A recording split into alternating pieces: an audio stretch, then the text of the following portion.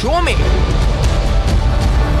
नैब मुत्तहरिक Sindh secretariat पर छापे, अहम गिरफ्तारियां।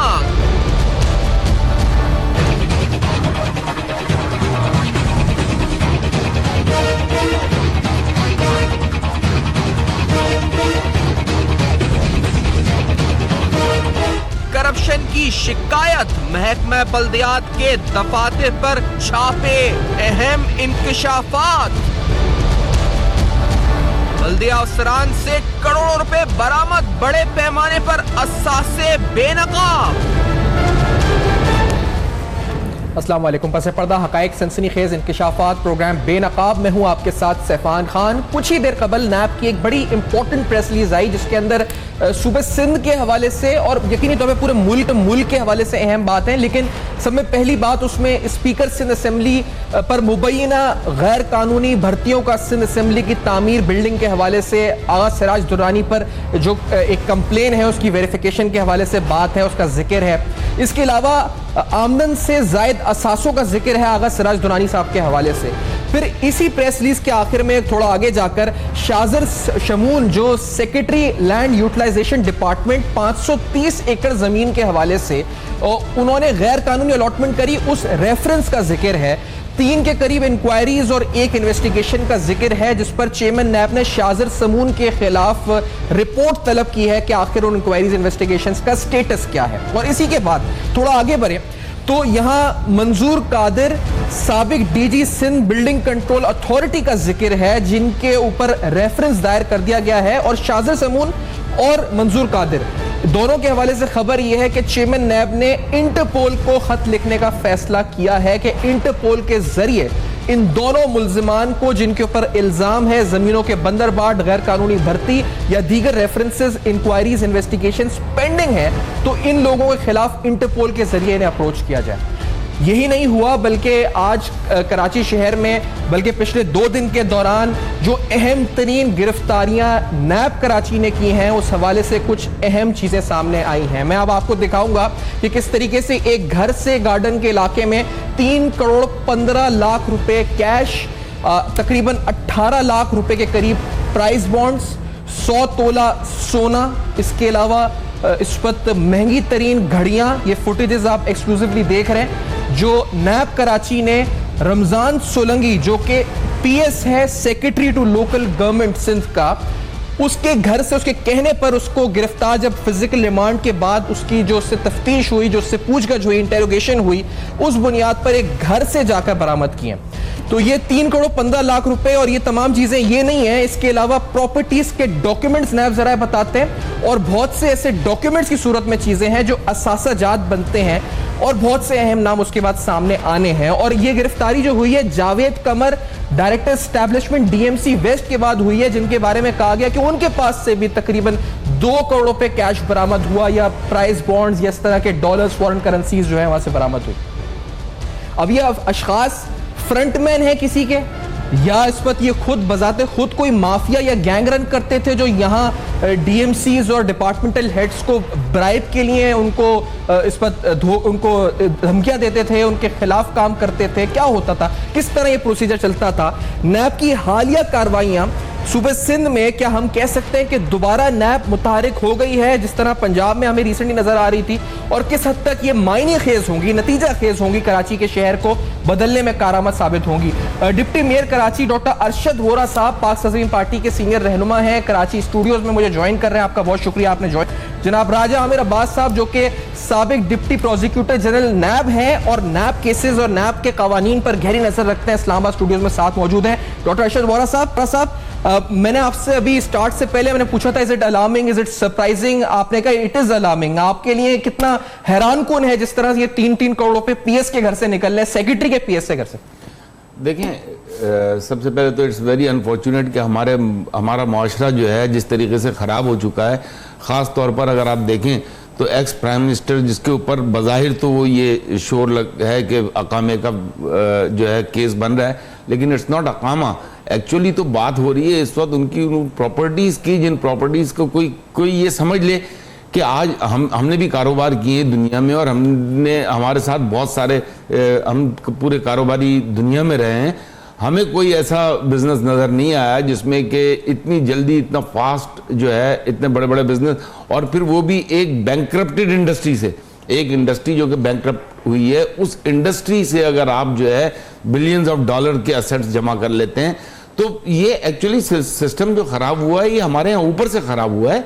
हमारे यहाँ अब जब लोग देखते हैं, फिर सरकारी अफसरान देखते हैं कि जब ऊपर ही हमारे जो बैठे हुए हैं उनका ये हाल है, तो फिर उसके बाद उनके लिए चीज़ें और आसान हो जाती हैं, और वो फिर ग्रेजुअली होते होते होते होते उसका पिल्फरेज इफेक्ट जो है वो बिल्कुल डाउन स्ट्रीम तक आता है। जैसा कि अभी आप बात कर रहे हैं कि he is Solanki is the PS to the secretary local government. Now PS to the secretary local government के पास से जो चीजें बरामद हुई हैं, या इस किस्म के और बहुत सारे लोग होंगे उनके पास से ये बरामद होने का मतलब ये नहीं है कि उन्होंने किसी का हिस्सा रखा हुआ है, ये उनका अपना हिस्सा है। और ये जो 3 करोड़ और ये जो बातें हो रही हैं, अभी तो वो प्रॉपर्टीज के डॉक्यूमेंट्स आप शायद देखेंगे, उसको इवेल्युएट करेंगे तो पता नहीं कितनी प्रॉपर्टीज, क्योंकि ये महकमा ही ऐसा है, महकमा ही प्रॉपर्टीज का है, इसमें लैंड्स भी हैं, इसमें वाटर बोर्ड भी इसी में आता है, इसमें तमाम म्यूनिसिपल कॉरपोरेशंस भी आती हैं, इसमें डिस्ट्रिक्ट म्यूनिसिपल कॉरपोरेशन भी आती हैं, और it's a vast solid waste management board भी है। तो ये तमाम चीजों का सिलसिला जो है उसी से लिंक करता है। इस मुआशरे को सही होने के लिए देखें, आप जब तक किसी को सजा नहीं देंगे, हमारे यहाँ होता क्या है कि इंक्वायरी होती है और वो एक, I don't know whether it exist और नॉट नाउ, वो प्ली बार्गेन सिस्टम जो होता था और वो हो जाता था, और उसके बाद प्ली बार्गेन में सरकारी अफसरान दोबारा आके फिर उन्हीं पोस्टों पे बैठ जाते थे। अच्छा, ये बड़ी अहम बात है जो कानूनी मसला इस वक्त है, लेकिन और साहब ये मुझे बताएं, क्योंकि जो हमारी इत्तलात है उसके मुताबिक DMC गरबी का कोई शख्स लिफाफा लेके दफ्तर में दाखिल हुआ, और जब दफ्तर में आया लोकल गवर्नमेंट के PS को लिफाफा दिया, और उस लिफाफा देने के बाद या तो मुखबिर, या जिस तरह भी नैब को इत्तला मिली, नैब ने दरवाजे बंद किए वहां के, और उसके बाद वो लिफाफा हासिल किया और पैसे और फिर सारी फाइलें वाइलें वहां से रिकॉर्ड हासिल तहवील में लिया गया। सर, ये DMC और secretary PS to secretary local government कहा जा रहा है कि ये ब्राइब मांगता था DMC से मुख्तलिफ। ये लिंकेज ये कैसे होता है? ये आप क्योंकि डिप्टी मेयर हैं, कि आप समझते हैं बलदियाती निजाम क्या हो रहा है? मैं आपको यही बता रहा हूं कि सिस्टम ही ये है कि जो है सेक्रेटरी बल्दियात के अंडर में, और फिर सेक्रेटरी बल्दियात के अंडर में फिर उनका प्रिंसिपल सेक्रेटरी है या पर्सनल सेक्रेटरी है, व्हाटएवर इट इज, वो जो है सबके अपने अपने हिस्से हैं ना। और इसी तरीके से जैसे आप बता रहे हैं district west, DMC west, now DMC west, DMC east, DMC central, जितनी डिस्ट्रिक्ट हैं, 6 के 6 डिस्ट्रिक्ट जो हैं वो आते हैं आपके बल्दियात के अंडर में। इसी तरीके से मैंने अभी दूसरे महकमों का नाम लिया, तो बल्दियात का डिपार्टमेंट एक वसी डिपार्टमेंट है।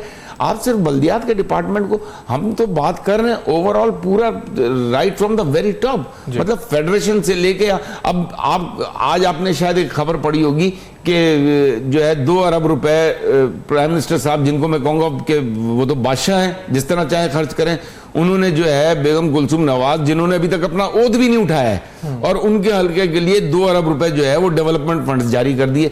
तो यहाँ कराची में जो आपके देही इलाके जिनको कहते हैं, मतलब कराची का, क्योंकि कराची की जो कच्ची आबादीज हैं, आप उनकी डेवलपमेंट के लिए 1 रुपया नहीं दे रहे।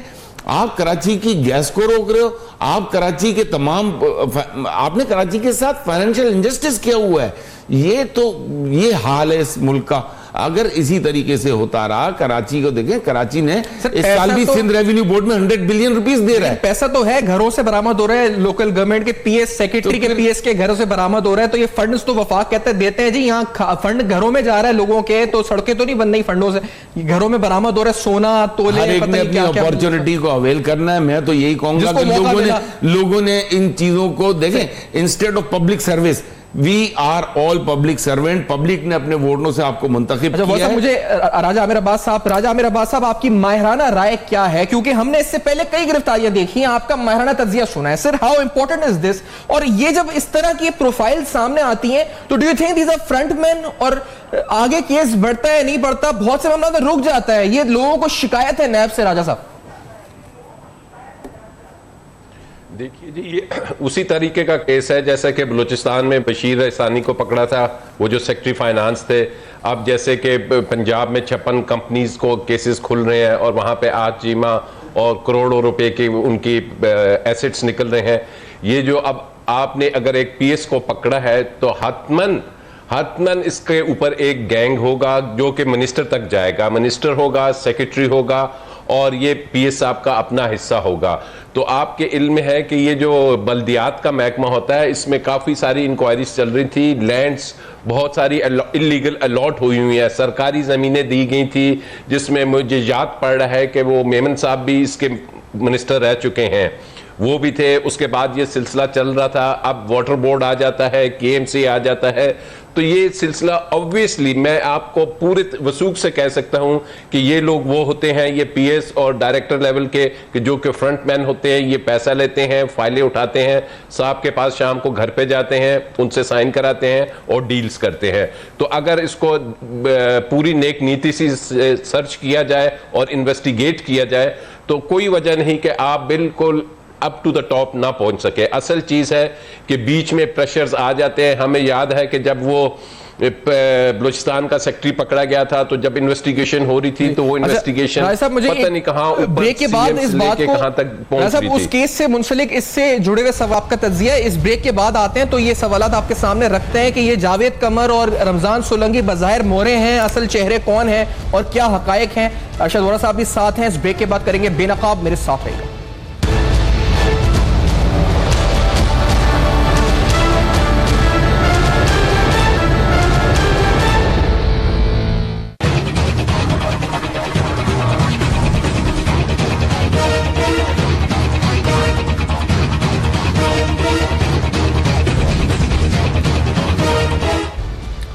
Welcome back. आप देख रहे हैं बेनकाब, जहां अहम तरीन इंकशाफात और ये सिलसिला जारी है क्योंकि जिस तरह से ये रेड्स हुई हैं, गिरफ्तारियां हुई हैं, रमजान सोलंकी जो कि पीएस है to the secretary of local government, तो वो जो गिरफ्तारी के बाद चीजें सामने आ रही हैं वो तफ्तीश दौरान रिमांड मजीद खुलकर सामने आ रही हैं। कुछ ही देर में मैं आपको एग्जैक्ट बताऊंगा कितनी करेंसी यानी पाकिस्तानी, सऊदी रियाल, कितने धर्म, कितने डॉलर्स बरामद हुए और कौन कौन से नोट थे, यानी 500 रुपए कितने नोट थे, 5000 कितने नोट थे, हजारे कितने नोट थे, पूरा टेबल आपको दिखाऊंगा। लेकिन आपको ये बताता चलूं तो वो टेबल आपके सामने आ चुका है जिसमें आपको नजर आएगा कि 45,000 रियाल बरामद हुए। इसके अलावा डॉलर्स और धर्म अलग थे। तकरीबन 1.8 मिलियन 18 लाख रुपए के बॉन्ड्स और 29.7 मिलियन तकरीबन 3 करोड़ रुपए यहां से कैश बरामद हुआ। और वो जो नोट्स हैं जितने मैं बता रहा हूं कि 500,000 के, वो पूरी फहरिस्त इसमें मौजूद है। लेकिन 60 प्रॉपर्टीज हैं कराची और सिंध में जिनके डॉक्यूमेंट्स बरामद हुए हैं। अब ये PS2 secretary of local government की बात हो रही है। राजा आमिर अब्बास साहब, अभी अरशद वोरा साहब भी और लोगों के जहन में भी एक ही सवाल है कि ये मुश्ताक रईसानी केस की तरी बारगेन, पैसा आधा नैब को दे दिया, वापस करके रिकवरी, सर ये कहीं केस भी तो उसी तरफ नहीं जा रहा आगे। राजा साहब देखिए, अब चेयरमैन नैब ने जैसे कहा कि अक्रॉस द बोर्ड हम नैब का ये इन्वेस्टिगेशंस करेंगे। अब जो आपने अपने शुरू के उसमें इंट्रो में नाम लिए थे वो बड़े इंपॉर्टेंट 2 नाम थे, मंजूर कादिर और शमून वाला। अब जब इनसे इन्वेस्टिगेशन होगी तो अल्टीमेटली प्ली बारगेन की स्टेज तो बहुत अभी दूर है और उसमें भी सुप्रीम कोर्ट ने अभी रोका हुआ है। आजकल के दौर में कोई भी प्ली बारगेन्स नहीं हो रही और मुश्ताक रईसानी की प्ली बारगेन भी अभी तक अंडर सुप्रीम कोर्ट में मौजूद है और वो भी अभी तक फाइनल नहीं हुई। तो प्ली बारगेन फिलहाल रुकी हुई है, इन्हें कोई किसी किस्म का प्ली बारगेन फिलहाल नहीं मिलेगा। इससे दयानतदाराना तौर पे इनसे इन्वेस्टिगेट किया जाए और ये तोते की तरह बोलेंगे और बताएंगे कि जी जनाब ये मिनिस्टर साहब कितने लेते थे, सेक्रेटरी साहब कितने लेते थे, कौन सा ठेकेदार आता था, रिश्वत लेता था और किसने बिल्डर ने लैंड्स अलॉट कराई हुई हैं, ये तमाम चीजें ये बताएंगे और उसी की बेसिस पे आगे जाके मजीद भी अरेस्ट होंगे। अच्छा, एक दूसरी चीज राज साहब, अभी अरशद वोरा साहब ने जो बात की पहले सेगमेंट, ये कहते हैं जी कि ये किसी के लिए फ्रंटमैन होंगे लेकिन ये इनका अपना हिस्सा है, ये 3 करोड़ 3.5 करोड़ रुपए या ये प्रॉपर्टियां 60, तो आपके नजदीक ये मतलब किसी का हिस्सा लेकर, जैसे रईसानी के बारे में मुश्ताक रईसानी साहब के जी वो जो है ना किसी और का पैसा उनके पास रखा हुआ था या उनके सेक्रेटरी के पास रखा हुआ था, ये इनका अपना हिस्सा है, ये अपना हिस्सा है या किसी और का हिस्सा, आपका क्या अंदाजा ही हो सकता है राजा साहब? अंदाजा नहीं, मैं अपने तजर्बे की बात पे आपको बता सकता हूं। बहुत से केसेस ऐसे इन्वेस्टिगेट किए हैं, ये इनका 100% अपना पैसा होगा क्योंकि ये पीनट्स है। ये जो करप्शन का जो लेवल है उसमें ये जिसको हम कहते हैं पॉकेट चेंज है, 2-3 करोड़ रुपया इज अ पॉकेट चेंज, ये इसी लेवल के लोगों के पास होता है। इससे ऊपर तो फिर अरबों की बात करें। अब इस मुल्क में करोड़ वाली करप्शन जो सी है ना, वो बड़े छोटे लेवल पे आ गई है। बिलियंस, कल मैं एक केस पढ़ रहा था, उसका मैं अभी नाम नहीं लेता, 740 बिलियन एक शख्स ऐसे उठाता है पैसे और इस मुल्क का खा जाता है। तो ये चीजें अभी बहुत ज्यादा, यही वो चीज है कि आपके जो बाहर से इतना अरबों डॉलर्स आप कर्जे ले रहे हैं, वो पैसे कहां जा रहे हैं? वो IMF आपको पैसे इसीलिए देता है कि इस मुल्क में ये डेवलपमेंटल काम नहीं हो, ये भी एक इंटरनेशनल साजिश होती है, और वो पैसे फिर जाके मुख्तलिफ जेबों में जाते हैं। आपने थर का हाल देख लिया, आपने हॉस्पिटल्स का हाल देख लिया, आपने साफ पानी का हाल देख लिया। अभी पंजाब में आप वो केस देखिए कि जी 80 बिलियन के कितना है वो उसमें साफ पानी की स्कीम में, जिसमें 18 बुलेट प्रूफ गाड़ियां ली हुई हैं। अब साफ पानी के महकमे में 18 बुलेट प्रूफ गाड़ियों का क्या काम? तो ये वो करप्शन हो रही है कि कोई मिनिस्टर के घर में वो गाड़ी खड़ी हुई है, तो वो कोई सेक्रेटरी के घर में खड़ी हुई है, उनके लिए इस्तेमाल होती है। अच्छा, अब घरों से पैसे बरामद हो रहे हैं, PS के अरशद साहब, आपसे जो गुफ्तगू अभी दौरान ब्रेक भी हुई, तो मतलब लगा ये कि आप समझते हैं कि कराची शहर में जो फंड्स आते हैं, जो एक तो कम आए, और अगर आए भी हैं तो यहाँ जो KMC में मामलात हैं वो भी आपकी नजर में, जो मुझे लगा आपसे बात करते हुए, करप्शन की नजर हुए सारे, और नैब में खास अब तक उस तरफ नहीं आया है। ये सूबा सिंध की मिनिस्ट्रीज तक है, ये निचली सतह पर अभी तक नहीं आया है। नैब नहीं आया अभी तक, आना चाहिए नैब को। बिल्कुल आना चाहिए, और मैं समझता हूँ इन्वेस्टिगेशन होनी चाहिए, ऑडिट होना चाहिए। देखें, कराची की आवाम पिछले 10 साल से इंतजार कर रही थी कि उनके मुंतखब बल्दियाती नुमाइंदे आएंगे। आज तक टू डेट जो है तकरीबन 8 अरब रुपया वो मिला है जिसको ADP के लिए कहा जाता है, जिसका मकसद ये होता है कि 2 करोड़ रुपए की आप एक स्कीम कर सकते हैं। और अगर 8 अरब को हम कैलकुलेट करें तो 400 स्कीमें अब तक कराची में होनी चाहिए थी, 2-2 करोड़ के 400 काम। 40 काम ये गिनवा नहीं सकते, फाइलों पर शायद ये काम गिनवा देंगे, क्योंकि फाइलों के जरिए ही क्लियरेंसेज होती हैं, और फाइलों के जरिए ही 40%, 50%, 60% जैसा मुर्गा जहां बैठा उस हिसाब से बातचीत होती है। लेकिन डेफिनेटली 8 अरब के 400 काम में से 40 से ज्यादा काम ये गिनवा नहीं सकते। बहुत तीर मार लेंगे तो 50 काम गिनवाएंगे। आपके सामने है, सिंपल सी एक बात है, बगैर किसी एडवर्टाइजमेंट के, बगैर किसी टेंडर के 7 करोड़ रुपए नहर ख़याम पे खर्च हुए। आप ऑडिट करवाएंगे, आपको पता चलेगा। बगैर किसी टेंडर के, जिसको कोई पकड़ ही नहीं सकता, वो एक करप्ट अफसर जो है जिसको लाके बिठा दिया है बागात में, वो उसने बाग इब्ने कासिम में 20 करोड़ से ज्यादा खर्च कर चुका है। अब अगर कल को ये कहेंगे कि हमने तो 20 करोड़ नहीं खर्च किए, आप जाके ऑडिट करवाएं, पता चलेगा कि कहां PSL के फाइनल में 13 करोड़ रुपए शायद दिए गए थे। PSL के फाइनल कौन सा टेंडर हुआ? लाइटों के 8 करोड़ रुपए चेक दे दिया गया कंपनी के नाम पे विदाउट एनी टेंडर। ये कौन सा, मतलब ये तो सबसे बड़ी इरेगुलरिटी ये है कि विदाउट एनी टेंडर आप ये चीजें दे देते हैं, और फिर टेंडर को बैक डेट में या पता नहीं कौन सा फाइलों के तरीकेकार, वो एक वहां पे, यहाँ पे भी जिस तरह आपने ये अभी रमजान सोलंकी की बात कर रहे हैं, वहां पे वो शकीब नामी एक शख्स बैठा हुआ है, वो फाइलों की हेर फेर करता है, उसका काम ही है। वो इस किस्म के लोगों को, क्योंकि मुझे अच्छी तरह याद है मुस्तफ़ा कमाल के दौर में इसे निकाल दिया गया था, ये कमिश्नर ऑफिस में बैठा रहा, जब ये दोबारा आए हैं तो इन्होंने दोबारा उसे कमिश्नर ऑफिस से बुला लिया।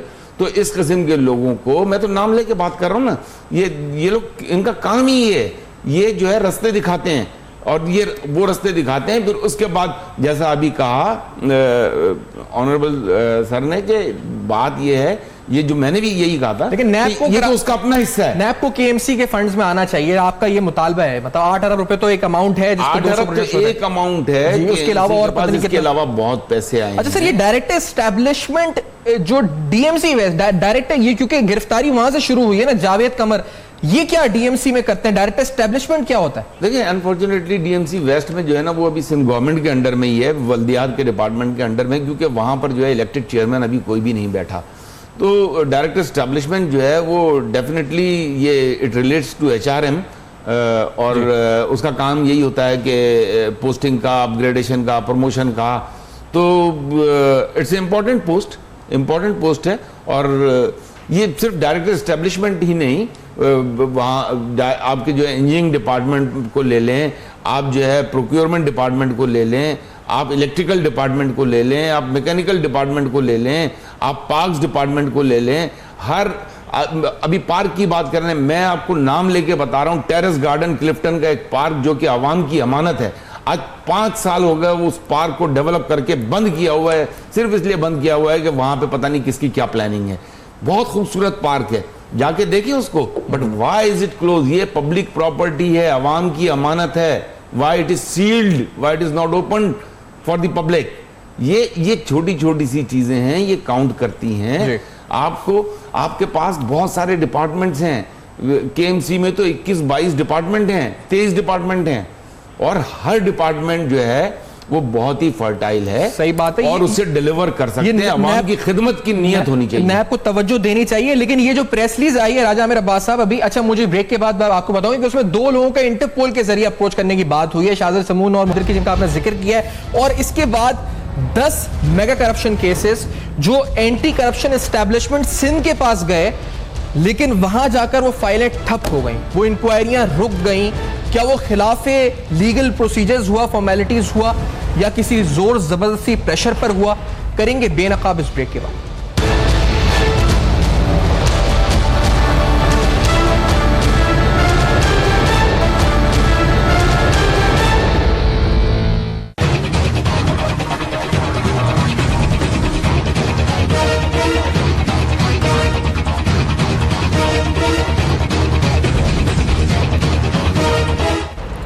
Welcome back. आप देख रहे हैं बेनकाब। एक तरफ जहां घरों से करोड़ों रुपए, अरबों रुपए प्रॉपर्टीज, 60 प्रॉपर्टीज एक पीएस के बरामद हो रहे हैं और ये सब नैब कर रही है, वहीं सिंध में 10 ऐसे मेगा करप्शन केसेस हैं जिनके बारे में आपको बताएं तो एंटी करप्शन एस्टैब्लिशमेंट जिन पर इंक्वायरीज कर रही थी, लेकिन कहा जा रहा है कि वो इंक्वायरीज रुक गई हैं, फाइलें ठप हो गई हैं, क्लोज हो गई हैं। जो एंटी करप्शन के जराए या उनसे राब्ता करें तो वो कहते हैं जी कि बेसिकली इसकी वजह यह है कि वो लीगल फॉर्मेलिटीज पूरी नहीं कर पा रही थी, या लीगली प्रोसीजर जो था वो इतना एविडेंस नहीं था कि इंक्वायरी चल सके।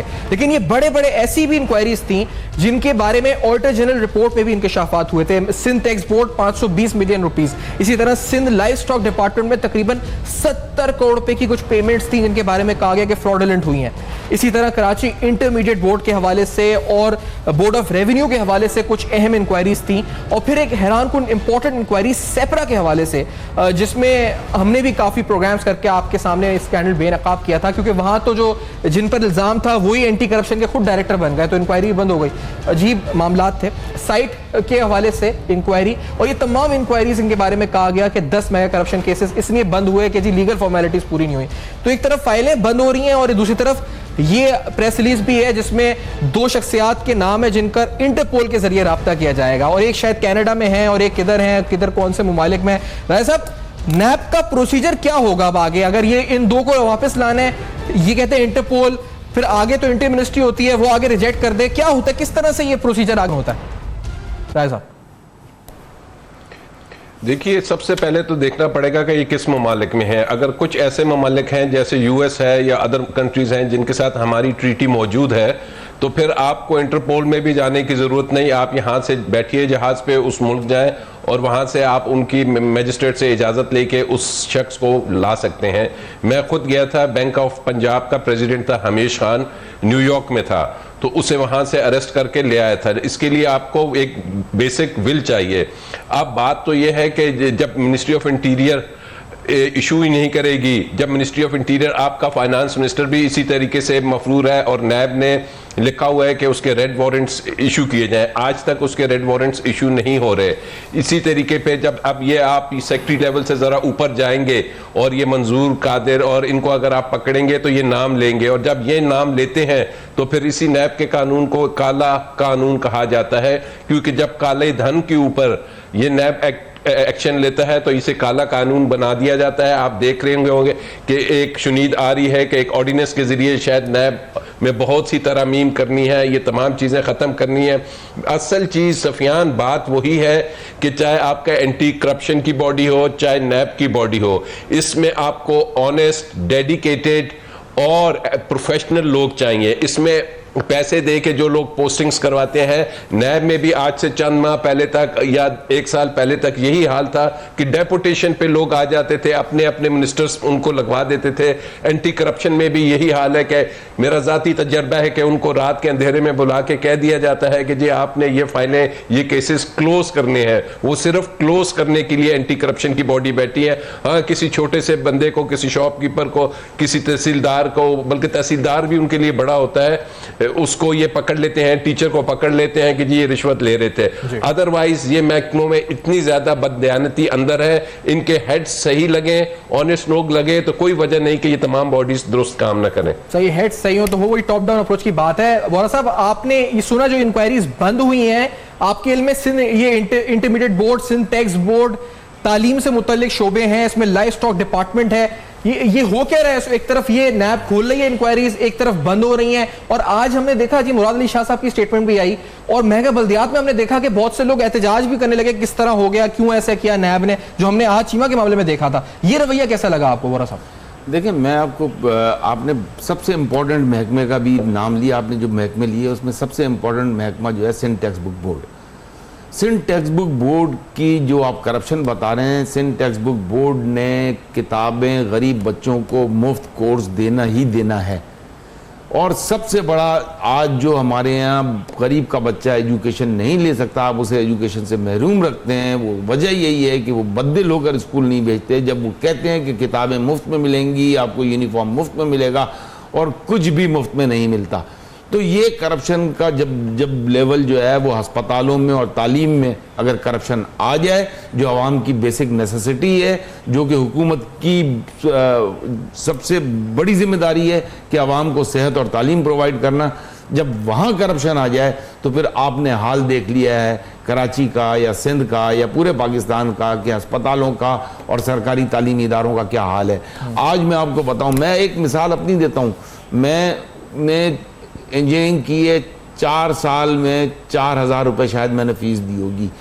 आज ये आलम हो गया है कि कराची यूनिवर्सिटी जैसी जगह पे कम से कम फीस जहाँ समझी जाती है एक सेमेस्टर की 26,000 रुपये फीस है। आज चीफ जस्टिस साहब किसी मेडिकल कॉलेज में गए थे जो कि छोटा सा किसी बिल्डिंग में था, वहाँ उन्होंने पूछा तो 13 लाख रुपए साल की फीस है। अगर ये तालीम बराए फरोख्त हो गई है, लोगों को जो है ये सब, मैं तो इसको भी करप्शन ही कहूँगा। क्योंकि देखें, अगर आपने बिजनेस बना लिया है, आपने उस अपॉर्चुनिटी को अवेल किया है जहां पे हुकूमतें फेल हुई। हुकूमतें फेल क्यों हुई? कि आपने उसको प्लान आउट किया और फिर आपने उसको अपॉर्चुनिटी बना लिया। तो चाहे वो एजुकेशन हो, चाहे वो हेल्थ हो, यहाँ पे जब सरकारी महकमों में करप्शन हुई तो प्राइवेट लोगों ने आके उस अपॉर्चुनिटी को अवेल किया, और मैं इसको कहूंगा नेगेटिवली अवेल किया। आपने तालीम को, सेहत को फरोख्त किया। अब तो इंक्वायरी बंद हो गई है सारी, लेकिन वोरा साहब अनफॉर्चुनेटली मैं आपको, बंद हो गई तो ये भी बंद हो जाएंगी फिर आगे चल के। तो ये तो मैं कह रहा हूं कि मिसाल आप जो तालीम की कह रहे हैं सर, जब एक ये अवाम की अमानत है सर, एक पीएस के घर से, पीएस टू सेक्रेटरी के घर से जिसकी तनख्वाह शायद मेरे ख्याल से 15,000 20,000 मैक्सिमम हो, शायद 25,000 हो जाए ज्यादा से ज्यादा, तो उधर से 55,000 रियाल, डॉलर्स अलग, 60 प्रॉपर्टीज के डॉक्यूमेंट्स, 3 करोड़ रुपए कैश, 18 लाख के प्राइस बॉन्ड, तकरीबन 1 करोड़ रुपए का सोना, 185 तोले सोना बरामद होगा, और फिर वो उसको इबरत का निशान भी नहीं बनाया जाता। अगर यानी वो मिसाल के तौर पे छूट जाता है, सिस्टम से निकल जाता है, इसके जो लकूनाज हैं उनके जरिए। तो आप मुझे बताएं, क्या एक रोल मॉडल है यंग बंदे के लिए जो देख रहा है, वो कहेगा जी कि मैं इस रमजान सोलंगी बनूं या मैं क्या बनूं? वोरा साहब, रमजान सोलंगी बात देखें, मैं तो फिर अभी आपने खुद ही कहा कि केसेस बनते हैं इतने सारे, तो आपने महकमे गिनवा दिए, वो सारे केसेस जो हैं वो बंद हो गए, तो आगे भी जो है कहीं कोई होप नज़र नहीं आ रही।